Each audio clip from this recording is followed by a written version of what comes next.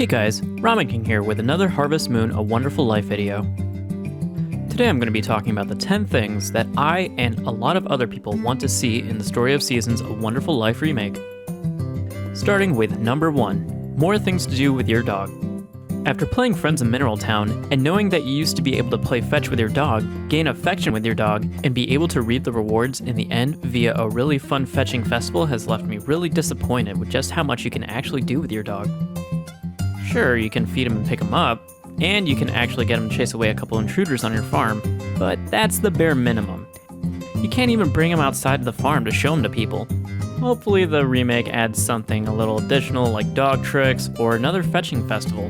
Speaking of festivals, that brings us to number 2, more festivals. Most Story of Seasons and Harvest Moon games give us an abundance of festivals per season. However, in A Wonderful Life, we get a whopping 1 festival per season. That's only 4 festivals in 1 year. While it is understandable due to the fact that you only get 10 days in a season, I feel like you could fit maybe 1 more festival per season. This could possibly be remedied by adding at least 5 days, and then maybe we'd be able to get an additional 1 or 2 festivals per season. Number 3, new villagers and expansion of the cast. Starting in year 2, we see an addition of 3 new people move into the valley. It's nice because it adds to the realistic feel of the valley expanding and changing as time passes. However, this is the only time that this happens. I think an expansion of the cast spread out through the years would really be neat and would be good to fit the feeling of the valley continuously changing. I think that it'd be really cool to see some of the characters from Harvest Moon DS come back, such as the Witch or Harvest Goddess. Number 4, more use for the Harvest Sprites. Harvest Sprites seem to have such a small role in A Wonderful Life. Sure, they're in a couple scenes, but they're really just there. It'd be really cool to have the system we've seen in Friends in Mineral Town and DS where we can hire them to help us on the farm. I actually like the idea of having to befriend the sprites before they have anything to do with you. Number 5, keeping the quirkiness and uniqueness of characters. I'm the kind of person that's very accepting of change, even more so when it's just a mere art style change and not a huge overhaul. I'm a bit scared of what's to come, as some of these changes can already be seen in already released pieces of art and trailers. As you can see, Cody and Matthew, or Marlin, have undergone a major overhaul. They're overall what a lot of people might consider generally more handsome looking now, which could be understandable since they're eligible bachelors. You can also see that Pui, or Murray, is now more of a jungle man more so than a homeless person.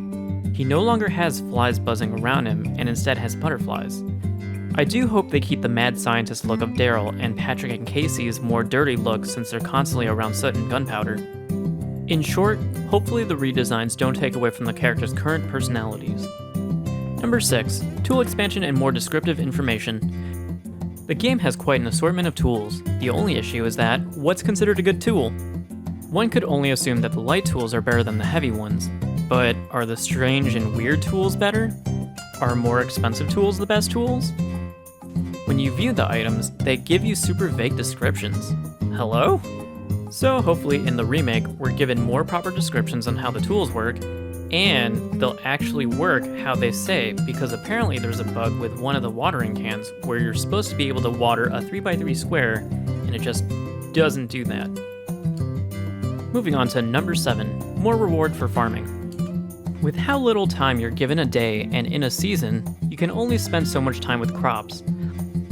Let's say I buy 4 bags of tomato seeds at 30 gold each, totaling 120 gold. I slave away twice a day over these things, which by the way, I'm growing these in the most fertile soil. They can grow slower in the non-fertile soil and have a chance to not even grow to their full potential by the end of the season. Also, you can't even ship them normally through the crate at your farm. You have to sell them on a van day. But I digress. We go to Van's shop to sell these tomatoes that I painstakingly raise, and find that I'm selling them for 140 gold. Excuse me? I'm only earning a 20 gold profit on these things?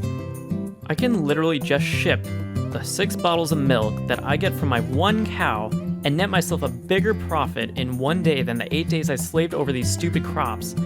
This game might as well have been called Rancher Moon because I sure as heck am not doing any more farming. Number 8. Friendship and love meters. Something that Friends of Mineral Town did right was having a love and friendship meter. It gave me a goal that I can visibly see. It didn't leave me guessing, and there weren't any subtle hints. In A Wonderful Life, the only thing that you can do is depend on the fact that the characters will look at you when you pass by them when they're friends with you, or by being a weirdo and sneaking into someone's room and peeking at their diaries while they're not looking. Number 9. Mining.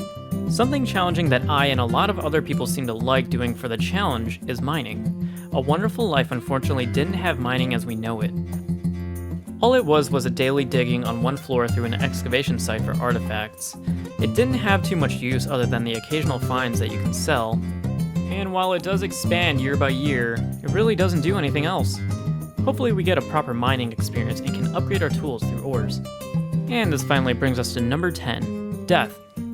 Death is a natural part of life, and that's part of what made A Wonderful Life feel so real. There were actual character deaths, animal deaths, and, spoilers, your death. Without these, there's no emotional impact, which is part of what made the game so good. It taught you a valuable real-life lesson. People get old and pass away. Cherish your time with them. There are consequences to your actions. If you neglect your animals and don't feed them, they'll eventually die. Every book has its ending, and A Wonderful Life portrayed that, well, wonderfully. And while we're on the topic of the end, it also happens to be the end of the video. Make sure to toss me a like and subscribe, and make sure to leave a comment down below and let me know what you're hoping they'll change or leave the same in the remake, and I'll see you all in the next video.